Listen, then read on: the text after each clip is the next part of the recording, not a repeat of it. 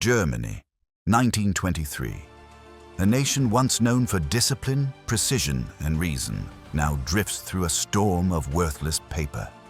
Banknotes scatter across empty streets like dead leaves, fluttering, tumbling, rolling in the cold morning wind. Money, once the backbone of purpose and stability, has become nothing but fragile, faded debris. People wake before dawn not to enjoy the sunrise, but to outrun price increases. A loaf of bread costs more at sunset than it did at sunrise. And tomorrow, it will cost more than a lifetime of savings once did. Children play with bundles of banknotes because toys are too expensive and money is too cheap. A school teacher who saved her entire life burns Reichsmarks in a small iron stove because they produce more heat than the coal she can no longer afford. This is not merely inflation. It is the collapse of meaning. When money dies, it does not die alone. It drags down certainty, dignity, order, and trust, the invisible architecture of a functioning society. The sound of printing presses becomes the soundtrack of desperation. The smell of ink becomes the smell of fear. The rise of prices becomes the fall of hope. Germany enters a strange, silent conflict, a war fought not with armies, but with arithmetic. Not with bullets, but with panic. Not with ideology, but with exhaustion. And through this fog of despair, through this vacuum carved out by economic ruin, new voices emerge. Voices promising clarity, voices offering certainty, voices whispering that chaos has a cause and humiliation has an enemy. This is the story of how a currency crumbled, how a society unraveled, and how the darkest rise in modern history began with the quiet death of money, 1914. Germany enters the Great War with confidence, discipline, and industrial strength. Its factories hum with precision, its railways move like clockwork, its people trust their government, their money, and their future. But modern wars are not paid for with savings, they are paid for with promises. Germany quietly suspends the gold standard, not as a grand decision, but as a necessary compromise. Gold cannot fuel a war of continents. Gold cannot multiply. Paper can. War bonds flood the streets. Posters encourage citizens to lend today for victory tomorrow. The public believes them. The public trusts them. The public invests not in profit, but in patriotism. Factories roar day and night. Coal burns around the clock. Steel forges glow like artificial suns, and beneath all this noise, the printing presses begin their long descent into madness. At first, the increase in money supply feels harmless. A whisper, a breeze. Prices rise slightly. No one panics. Wars are expensive. Citizens understand, but then something shifts. Subtly, quietly, almost invisibly. People begin to learn that rules can be bent, that money can be stretched, that value can be suspended. This is the true beginning of inflation. Not when prices rise, but when trust falls. By 1918, Germany is exhausted. Its soldiers starve, its railways strain, its factories begin to sputter, and its money, the once proud mark, carries more ink than value. The Kaiser flees, the empire collapses, but the printed money remains, a ghost of promises no one can keep. And in kitchens and cafes across the nation, a quiet shift begins. People stop treating money as value. They begin treating it as risk. A nation whose money becomes risk soon becomes a nation in danger. The armistice of November 1918 does not feel like peace. It feels like interruption, a sudden silence after years of thunder, a gunshot that stops in mid-echo, a breath held too long, then released into uncertainty. Germany does not return from war. Germany returns to something unrecognizable. Soldiers come home thinner, quieter, older than their age. Many return with empty stomachs, empty pockets, and empty eyes. They do not walk through victory parades. They walk through ruined streets. Factories that once roared with wartime production now sit silent, their machines frozen in place, metal cooling in the winter air. Workshops lock their doors. Offices close. The air smells of smoke, cheap beer, and political arguments spilling into the street. A republic is declared, but no one feels the birth of a nation. Instead, it feels like the empire collapsed and left a vacuum behind. There is no blueprint for peace, no plan for reintegration, no roadmap for stability. Politics fractures instantly. The extreme left demands more revolution. The extreme right denies that Germany was ever defeated at all. Between them stands a fragile middle, trying to negotiate with anger itself. Uprisings erupt in Berlin. Gunfire echoes in the streets. Barricades rise, then fall. Flags change by the week. In rural towns, farmers hide grain in barns, refusing to sell to cities. They do not trust paper money. They do not trust the government. They do not trust the future. In urban apartments, families argue over ration cards. Mothers cry silently over thin soups. Children stare at empty tables, learning early that hunger has a sound. The Weimar Republic, the great democratic experiment, is born in chaos. It breathes uncertainty with every fragile breath. And beneath the political noise, something deeper begins to fracture, the belief that democratic leadership can protect the people. Democracy requires patience, but hunger is not patient. Humiliation is not patient. Fear is not patient. A nation without confidence does not search for freedom. It searches for authority. It searches for someone who speaks with certainty, someone who promises order, someone who explains chaos with simple answers. The psychological foundation of extremism is not ideology, it is despair. And in 1918 to 1919, despair becomes Germany's most abundant resource. 1919. The Great War ends, but something colder and heavier begins. The long shadow of defeat. Germany is summoned to the Palace of Versailles, not as a negotiator, not as a partner in peace, but as a debtor receiving an invoice. The Hall of Mirrors, once a symbol of European grandeur, now becomes a stage for humiliation. The chandeliers shine brightly, but every German delegate feels the weight of darkness. The treaty is presented, not discussed, dictated, not debated, signed, not understood. Germany must accept full responsibility for the war, a moral burden placed upon a nation already broken. But the true damage is not in the shame, it is in the numbers. Reparations so enormous they feel like a mathematical insult. Payments demanded in gold, in coal, in steel, in livestock, in foreign currency Germany does not possess. Paper marks, Germany's only plentiful resource, are rejected. They are treated as worthless, even outside Germany's borders, a warning of what is to come. Every factory, every mine, every workshop feels the weight of foreign calculation. Every household feels the punishment of a war they did not personally wage. The emotional wound spreads faster than any economic one. A nation can endure hardship, but it cannot endure humiliation without consequence. In beer halls across the country, men whisper that they were betrayed, that the war was not lost, but sabotaged, that enemies sit not on foreign soil, but within Germany itself. The political center begins to crack. Moderates speak of responsibility, extremists speak of revenge. Responsibility is quiet. Revenge is loud. Newspapers print the payment schedule, and each number reads like a sentence.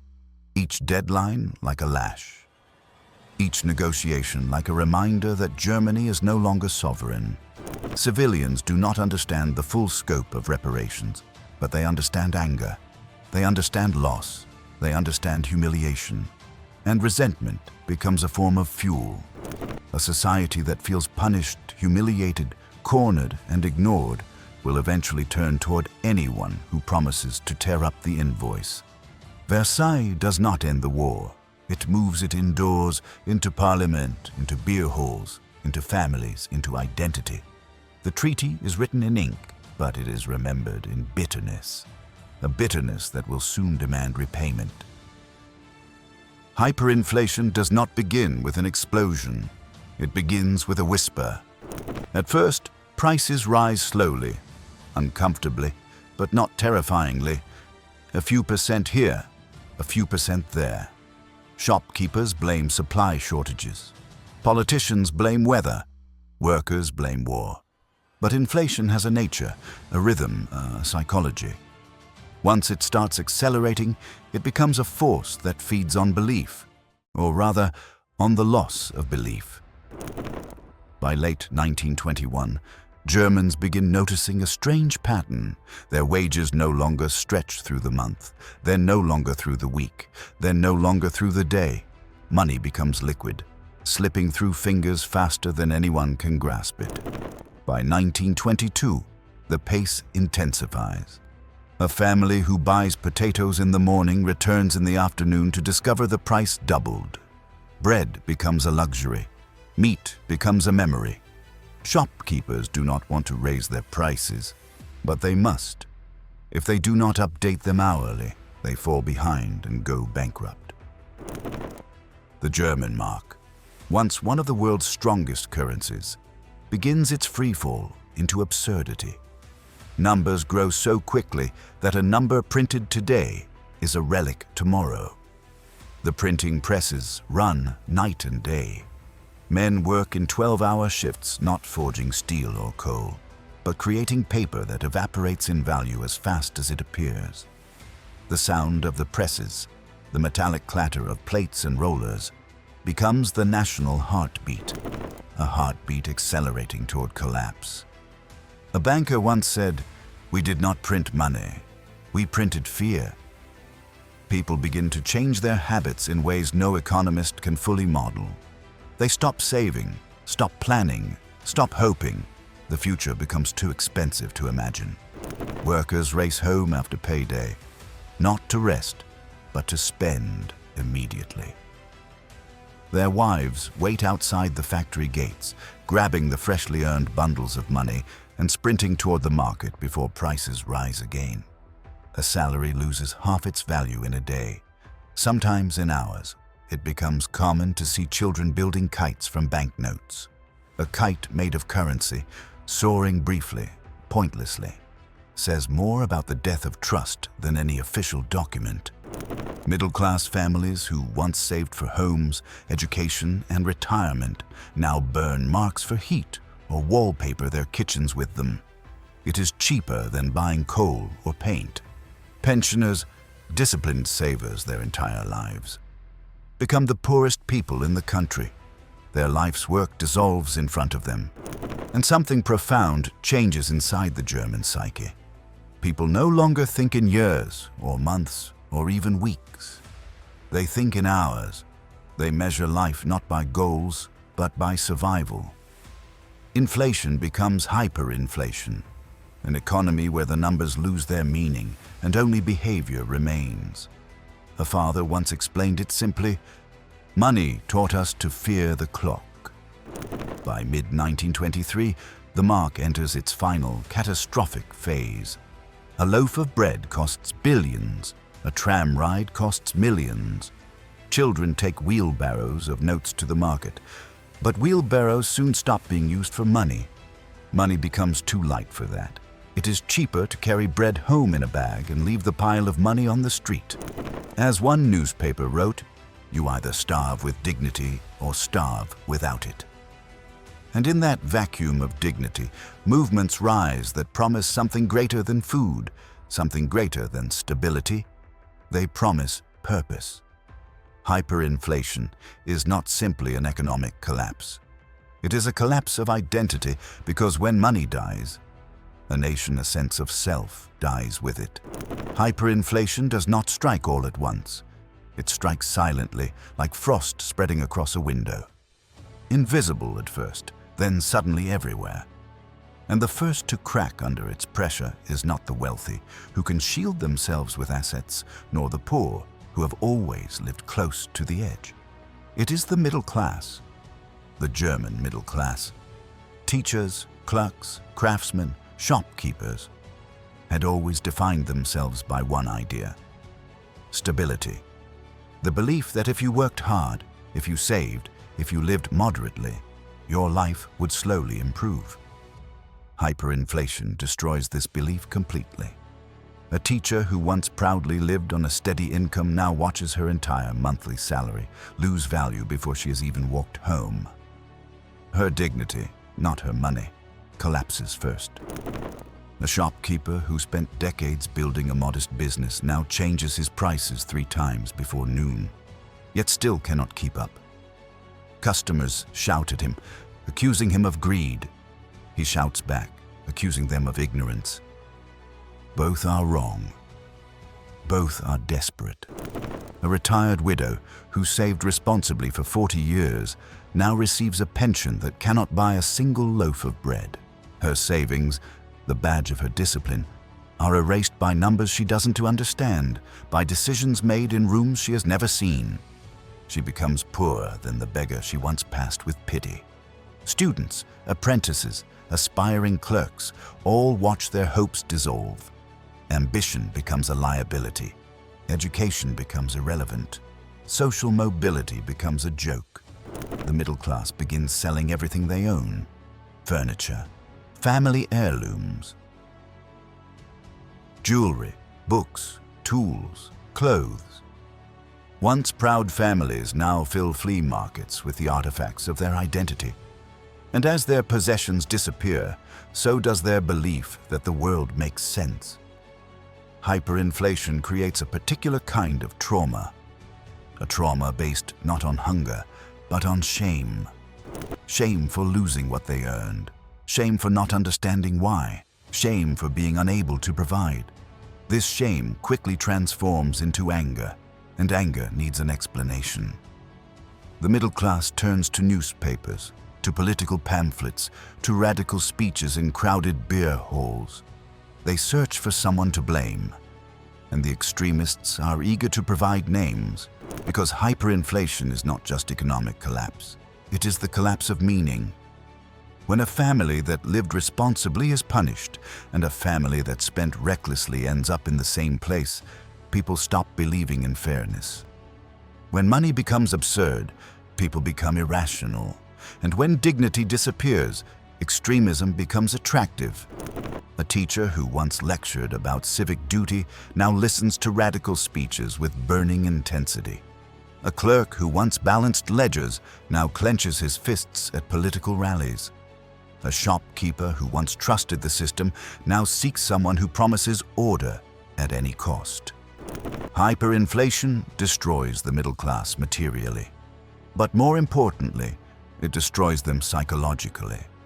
It leaves behind a population that believes nothing, trusts no one, and hopes for little. A population perfectly primed for anyone who offers certainty, strength, and a target for their frustration. A nation without a middle class is a nation without stability. And by late 1923, Germany becomes exactly that. A society whose backbone has snapped. January 1923, Germany as crisis transforms from internal to territorial. France and Belgium, frustrated by missed reparation payments, send troops into the Ruhr, the industrial heart of Germany, the engine that pumps coal, steel, and machinery into the nation's economy. The Ruhr is not simply a region. It is the bloodstream of German industry.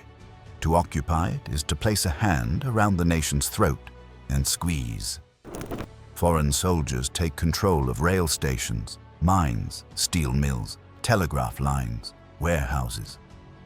German workers arrive in the morning to find machine guns pointed at the gates. The Weimar government responds with a strategy that seems brave on paper and catastrophic in practice. Passive resistance. Workers are told not to cooperate. Miners refuse to load coal. Engineers refuse to repair rail lines. Clerks refuse to process documents. It is a patriotic strike. and a patriotic catastrophe, because striking workers still need to be paid. And with industrial production now frozen, the government has only one tool left: the printing press. The presses begin to run at a speed Germany has never seen before. Money floods the nation like a tidal wave. Paper flies faster than coal ever did. Every hour of resistance requires another stack of banknotes. The more Germany resists, the more Germany prints. The more Germany prints, the faster the mark collapses. Foreign occupation becomes gasoline poured onto the fire of hyperinflation. Families who are already struggling now find themselves drowning. Bread prices triple, then triple again. Coal becomes unaffordable. Shoes become impossible to replace. Basic goods become unattainable. But something deeper is happening beneath the economic collapse. The psychological wound is reopening. The presence of foreign troops on German soil revives the humiliation of Versailles.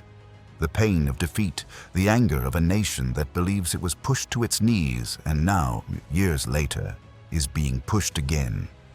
Crowds gather in beer halls, shouting that the government is weak, that the republic is illegitimate, that only decisive strength can save Germany. Freikorps veterans polish their rifles. Radical parties publish bold manifestos. Pamphlets spread faster than the collapsing currency. The republic, caught between the printing press and political rage, begins to lose its legitimacy. A government that cannot protect its borders, cannot protect its workers, and cannot protect its currency quickly loses the trust of its people. The Ruhr occupation is not just a military event. It is a psychological turning point, because nothing radicalizes a population faster than feeling defenseless on its own soil. A father who cannot feed his children blames the occupiers. A mother who cannot buy coal blames the government. A worker who cannot enter his own factory blames everyone. Inflation becomes hyperinflation. Hyperinflation becomes despair. The Ruhr is where the Weimar Republic begins to fracture irreparably. Industrial collapse, financial collapse, psychological collapse, political collapse. 4 failures converging into one. And in the ruins of this convergence, new movements rise, louder, bolder, and far more dangerous than anything seen before. Germany is not yet lost, but it is drifting, and the current is accelerating. By late 1923, Germany is a nation standing at the edge of an abyss. Its economy is in ruins, its currency is a joke, its people are exhausted, angry, and humiliated. And then, unexpectedly, a rope is thrown across the ocean. The United States steps in, not out of charity, not out of sympathy, but out of fear that Europe, if left to collapse, will drag the entire world down with it. American bankers, economists, and diplomats craft a plan, a lifeline made of loans, schedules, and optimism. The Dawes Plan.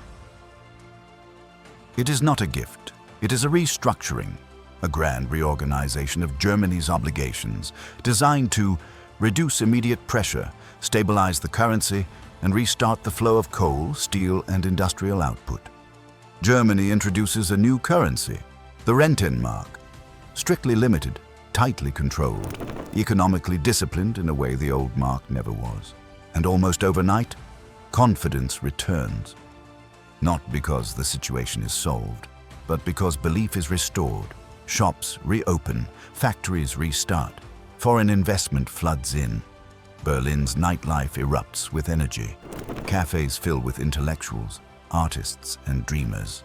The world calls this period the Golden Twenties. But for the average German, the golden glow feels fragile, as if prosperity itself is walking on stilts. Still, people embrace the illusion. They need it. Coal output rises, steel production rebounds. The printing press is slow to a crawl. Banks issue loans instead of excuses. American dollars build German railroads, German machinery, German electricity grids, German apartment blocks, German theaters and cinemas. And beneath the glamour, Beneath the roaring nightclubs and art movements, beneath the laughter and champagne, lies a truth almost everyone ignores. Germany is rebuilding on credit, American credit. Foreign money fuels the recovery. Foreign patience holds it together. Foreign optimism keeps it alive. The Dawes plan works, but it works the way a heart transplant works. It saves the patient, but makes him dependent on the donor. Germany's prosperity is borrowed. Its confidence is borrowed. Its stability is borrowed. And when prosperity is borrowed, it must eventually be repaid. For now, though, the streets of Berlin shine. Jazz bands play in smoky clubs. Cinemas overflow. Cars replace carriages. The Bauhaus movement reshapes architecture. Young people feel that the future finally belongs to them. But older generations sense the truth. The golden 20s are built on sand. Every skyscraper, every factory expansion, every newly paved street, every optimism-filled newspaper headline rests on a financial structure held together by agreements, goodwill, and American credit. A single financial shock across the Atlantic could bring all of it crashing down. And that shock is not far away. Prosperity built on credit always carries a hidden clock, a silent countdown, a timer that no one hears until the alarm explodes. For Germany, that explosion begins far away, in New York City. October 1929. Wall Street collapses. Banks fail, stocks evaporate, fortunes disappear in hours. American investors panic, and when investors panic, they pull their money home. Fast, ruthlessly, automatically. The loans that kept German factories alive, the credit that paid German wages, the investment that fueled German railroads, all begin flowing backwards across the Atlantic like water draining through a broken dam. Germany does not fall immediately. No economic collapse happens instantly. It begins with tension, then doubt, then fear. Banks tighten their lending. Projects freeze. Factories begin cutting shifts. People sense something is wrong, even before newspapers confirm it. By early 1930, the truth becomes unavoidable. Germany as recovery was never truly Germany sis. It was America-S, and America has just pulled the plug. Factories that had boomed just months earlier now reduce work hours or shut down entirely. Unemployment rises like a vertical line. First hundreds of thousands, then millions more. Workers stand outside factory gates searching for lists with their numbers on them. Not hiring lists, firing lists. Shame mixes with despair. Men who once enjoyed stable jobs and steady pay now have nothing to offer their families except apologies. Soup kitchens return, food lines stretch around the block, children grow thinner, apartments grow colder. Middle-class families who thought the nightmare of 1923 was behind them realize something worse. At least during hyperinflation, there was money, even if it was worthless. Now there is nothing. Banks fail next, small ones first, then medium ones, then major ones. Savings vanish overnight. Credit freezes entirely. People rush to withdraw money but find nothing behind the counter. A new kind of panic spreads, the panic of absence. In 1923, Germany had too much money. In 1930, Germany has none. Factories close permanently, shops shutter, railroads slow, coal mines sit idle, machinery rusting in the damp. A nation that had begun to believe in itself again returns to the mindset of fear, of humiliation, of bitterness. Political extremists sense their moment. They thrive in crisis. They multiply in despair. They feast on hopelessness. Posters appear blaming foreigners, bankers, socialists, capitalists, the government, the republic, and each other. Beer halls overflow again, but with darker energy. The speeches are angrier. The crowds are more desperate. Beer no longer fuels the nights. Rage does. People who ignored extremists in the 1920s now listen intently. People who dismissed radicalism as madness now see it as an answer. People who once valued democracy now question its usefulness. Unemployment is not just an economic crisis, it is a psychological one. A man who cannot feed his children is ready to believe anything and follow anyone who claims they can. The Wall Street crash reaches Germany like an invisible bomb. No smoke, no flames, no rubble, just emptiness, just silence, just millions of people staring into a void and waiting for someone to tell them who to blame and where to go. Germany is sliding once again toward the edge. But this time, the fall will not be stopped by new currency or foreign loans. This time, the fall will open the door to a voice waiting patiently in the shadows, a voice that has been watching, calculating, and preparing. A voice that will say, "I can restore order." By 1930, Germany is no longer a country in crisis. It is a country in conflict, not a war between nations, but a war within itself.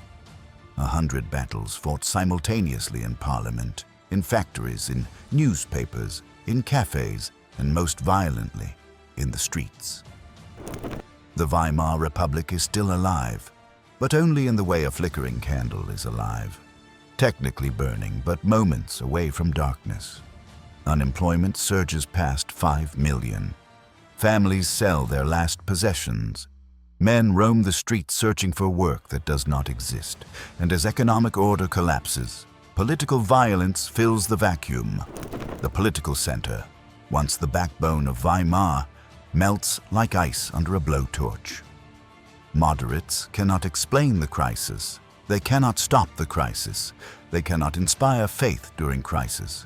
People no longer want explanations. They want direction. They want certainty. They want an enemy.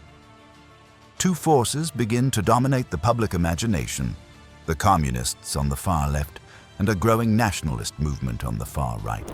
Between them lies a battlefield. On one side, red flags, clenched fists, revolutionary songs. On the other, brown shirts, marching boots, and shouted slogans. Both sides recruit the same people: the unemployed, the angry, the humiliated, the disillusioned. People who have lost faith in democracy, lost trust in institutions, lost stability, and increasingly lost hope. Street clashes become a daily ritual. Bricks, clubs, broken bottles, smoke drifting above neighborhoods, police overwhelmed, ambulances racing through chaotic intersections. Entire districts in Berlin become zones of political control. Communist streets, nationalist streets, neutral zones that can turn violent in minutes. Children learn to identify political symbols the way they once learned to identify birds or trees. Not out of curiosity, but survival. Posters multiply on walls like fungus. Promises of salvation, promises of vengeance, promises of rebirth.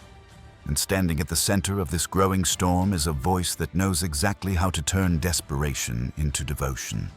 A voice that tells people, "You were betrayed, you were robbed, you were humiliated. But I will restore your pride." Hitler understands something crucial. The German people do not fear violence, they fear meaninglessness, and so he gives them meaning, simple meaning, dangerous meaning, meaning wrapped in flags, uniforms, chants, and certainty. He promises strength, he promises order, he promises enemies, ones easy to identify. In beer halls filled with unemployed men, his speeches land like thunderclaps. Every sentence is a hammer, every metaphor a spark, every promise a lifeline thrown to drowning citizens. He does not speak like a politician. He speaks like a prophet of national redemption. And redemption is a tempting idea in a country drowning in shame. Meanwhile, the SA, his paramilitary wing, grows from thousands to tens of thousands, then to hundreds of thousands. They do not debate. They do not compromise. They march. They intimidate. They fight. To many Germans, They represent something the Republic never provided: a sense of force, a sense that someone finally is willing to strike back. As violence escalates, Parliament becomes irrelevant.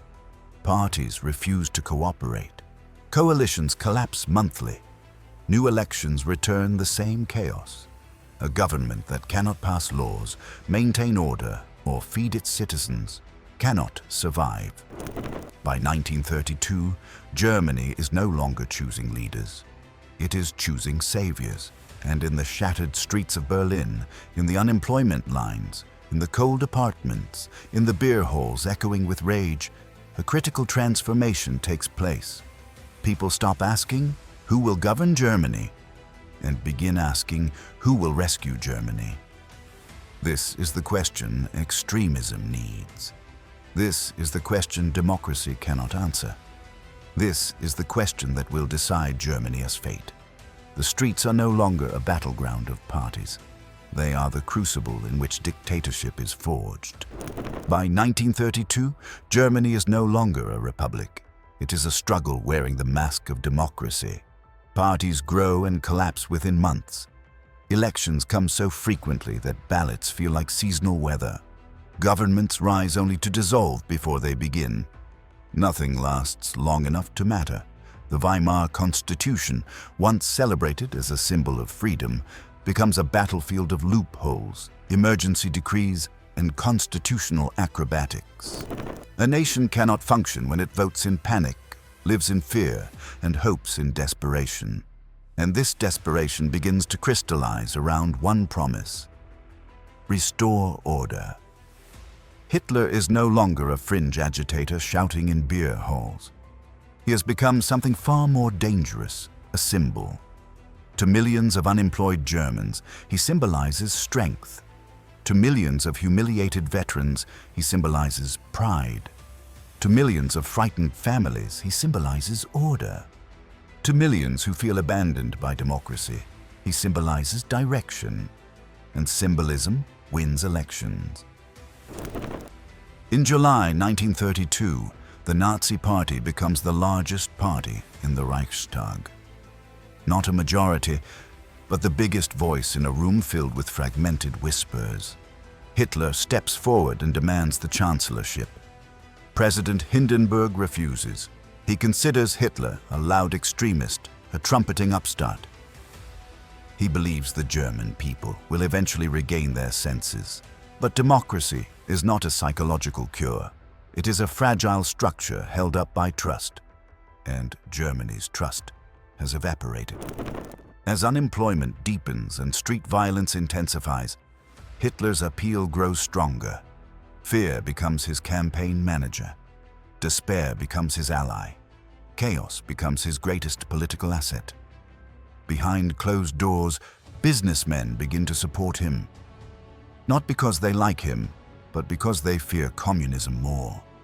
They imagine Hitler can be controlled, that he will bring stability, that he will restore order without destroying the system. They are catastrophically wrong. The political elite makes the most fatal calculation of the century. They invite the wolf inside the house, believing they can keep it on a leash. January 30th, 1933. Hindenburg finally gives in. Hitler is appointed Chancellor of Germany, not by revolution, not by coup, not by force, by appointment, a legal, constitutional, democratic appointment. Crowds gather outside the chancellery. Torches burn in the night. Marching boots thunder across the streets. Songs of unity and rebirth fill the air. But beneath the celebration, beneath the flags and cheering, beneath the triumphant posters and uniforms, something darker stirs. The final chapter of the Weimar Republic has begun. Within weeks, Hitler engineers the Reichstag fire. Within months, he abolishes political opposition. Within a year, he becomes Führer, absolute leader. Democracy, weakened by hyperinflation, starved by unemployment, poisoned by political violence and suffocated by despair, finally collapses.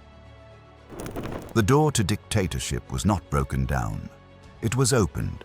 by frightened voters, cynical politicians, and a society desperate for certainty. Hitler did not seize power. Germany handed it to him, not because he was inevitable, not because he was invincible, but because the country was exhausted, humiliated, and searching for salvation. And this is the final tragedy of the era, a dictatorship born not in force, but in fear. A nation that lost faith in its currency eventually lost faith in its democracy. And in that void, the darkest chapter of the 20th century was born. History rarely moves in straight lines. It moves in spirals, in echoes, in aftershocks of choices made long before the consequences are understood. Germany's descent into dictatorship did not begin with a speech, a rally, a uniform, or a symbol.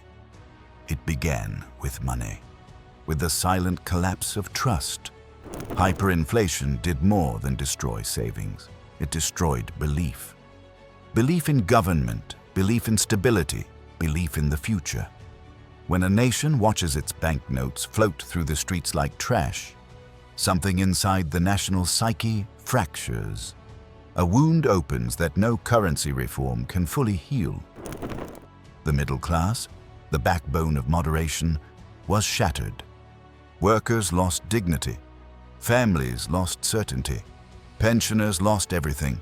And in the ruins of that collapse, Germany rebuilt itself on foreign loans, foreign confidence, and foreign hope. When the Great Depression struck, those supports vanished, and the wound, never healed, tore open again, deeper, wider, more violent. Millions of people searched for answers. Few found comfort, many found rage. Radicals did not rise because they were strong. They rose because the center was weak. Hyperinflation taught Germans that institutions could fail.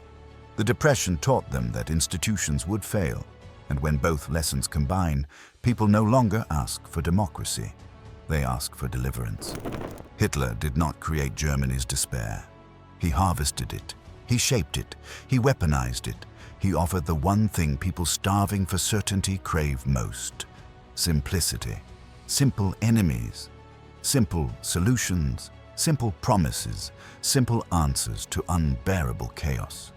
And when simplicity meets desperation, dictatorship becomes plausible, even appealing. This is the final lesson of the era. When people lose faith in money, they eventually lose faith in democracy. And when democracy loses the trust of its people, it dies quietly. Not with explosions, but with applause. The darkest chapter of the 20th century did not begin with fire and violence. It began with ink and paper, with a currency that collapsed and took a nation with it. History remembers the war, the crimes, the destruction, the horrors. But before all of that, before the darkness fully formed, there was an economic disaster that broke the spine of a society and opened the door to a man who promised to fix it. The Great Inflation War was not fought with armies. It was fought within people, their hopes, their fears, their emptiness. And long after banknotes stopped drifting through the streets, the consequences of that collapse continued to echo across the decades. Because when money dies, the void it leaves behind can be filled by anything, even by the worst man imaginable.